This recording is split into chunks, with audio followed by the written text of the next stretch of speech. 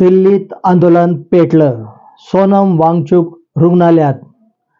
दिल्ली येथे जंतर मंतरवरील लढा कायम. 20 जुलैला संसदेकडे मोर्चा. चला तर जाणून घेऊया खरी हकीकत काय आहे. दिल्लीच्या जंतर मंतरवर सुरू असलेल्या आंदोलनाला आज मोठे वळण मिळालेले आहे. ही सर्वात मोठी बातमी आज आलेली आहे. पर्यावरण कार्यकर्ते आणि शिक्षण तज्ज्ञ सोनम वांगचुक यांची प्रकृती मोठ्या प्रमाणाने खालावल्याने त्यांना पोलिसांनी सफदरगंज रुग्णालयात हलवले आहे.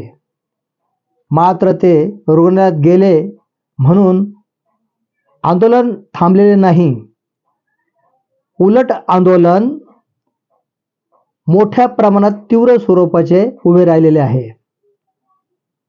तीव्र असं आंदोलन अशा प्रकारे आता ह्या आंदोलनाला असं वेगळं वळण लागलं आहे की कार्यकर्ते काँग्रेस जनता पार्टीचे आणि सोनम वांगचुक यांच्या उपोषणामुळे जनता भयंकर नाराज झालेली आहे. आणि यामुळे जाता जाता सोनम वांगचुक यांनी एक संदेश दिला होता का मी असो नसो पण 20 जुलैला संसदेवर मोठ्या आंदोलनाला शांतीच्या मार्गाने या म्हणून.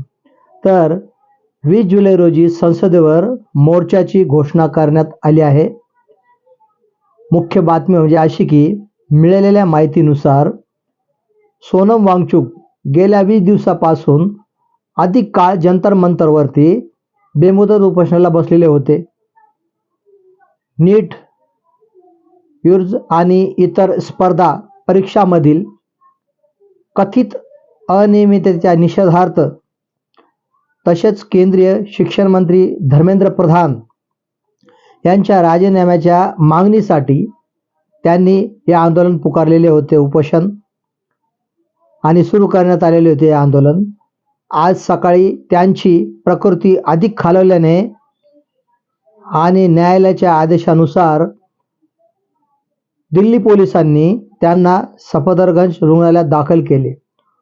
उपोषणामुळे त्यांचे वजन सुमारे 9 किलोने कमी झाल्याचे सांगितले जात आहे. शरीरातील पाण्याचे प्रमाणही घटल्याचे सांगितले जात आहे अशी माहिती समोर आली आहे. सध्या त्यांची प्रकृती स्थिर असल्याचे डॉक्टरांनाही सांगितले असून त्यांच्यावर वैद्यकीय देखरेख ठेवण्यात आली आहे.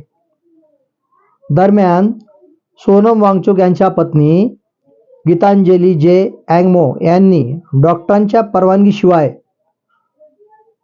कोणतेही उपचार किंवा सलाईन देऊ नये अशी विनंती रुग्णालय प्रशासनाकडे केली असल्याचे वृत्त हाती आले आहे. आंदोलन सुरूच राहणार. सोनम वांगचुक रुग्णालयात दाखल झाल्यानंतरही जंतर मंतरवरील आंदोलन सुरूच राहणार आहे. आंदोलनातील कार्यकर्ते आणि विद्यार्थी अजूनही ठिय्या आंदोलन करत आहेत. आंदोलनाचे नेतृत्व आता काँग्रेस जनता पार्टीचे संस्थापक अभिजित दिपके यांनी स्वीकारले असून त्यांनी स्वतः बेमुदत उपोषण सुरू केल्याचे सांगितले जात आहे. 20 जुलैला संसदेकडे मोर्चा आंदोलकांनी न्यायचा आहे असं ठरवण्यात आलेलं आहे.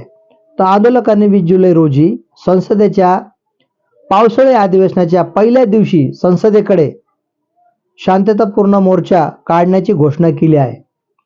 रुग्णालयात हलवण्यापूर्वी सोनम वांगचुक यांनी प्रसिद्ध केलेल्या व्हिडिओ संदेशातून देशातील युवकांना त्यांनी आवाहन केलेले आहे आणि नागरिकांना या आंदोलनात सहभागी होण्याचे त्यांनी जाता जाता एक व्हिडिओ जाहीर केला होता आणि त्या संदेशातून त्यांनी ते आवाहन केलेलं आहे. आणि त्या आव्हानाद्वारे नागरिकांनी विद्यार्थ्यांनी 20 जुलैला संसदेवरती मोर्चा काढायचा आहे शांततेप्रमाणे.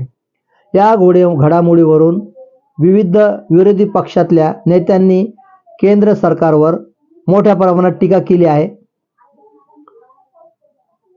त्यामुळे येत्या काही दिवसात हे आंदोलन आणखी अजूनही तीव्र होण्याची शक्यता व्यक्त केली जात आहे. दिल्लीत हे आंदोलन आता केवळ एका व्यक्तीच्या उपोषणापुरते मर्यादित राहिले नाही तर ते देशभरातील शिक्षण व्यवस्था आणि विद्यार्थ्यांच्या प्रश्नाशी जोडले जात असल्याचा दावा आंदोलकांकडून केला जात आहे. काय संसदेमधील सत्ताधारी बीजेपी व मित्रपक्ष यांच्या बळजबरी उपोषण मोडण्याचा उद्देश काय असेल? अंग्रेजी उपोषणाला बातचीत करून ते उपोषण सोडवण्यात जात असे. कधी असे तर नाही, यापुढे जर कोणी उपोषण करेल त्याची अवस्था याहीपेक्षा खतरनाक होईल. आपला देश पुन्हा गुलामीच्या खाईत तर नाही चालला ना? या प्रकरणावरून एक ना अनेक प्रश्न समोर येतात. नक्कीच कमेंट करा. पुढील घडामोडीवर पोलीस डायरी न्यूजचे लक्ष राहणार आहे. बातमी व्हिडिओ आवडला असेल तर लाईक करा, शेअर करा आणि पोलीस डायरी न्यूजला सबस्क्राईब करा. मी राजू निर्भवने. धन्यवाद.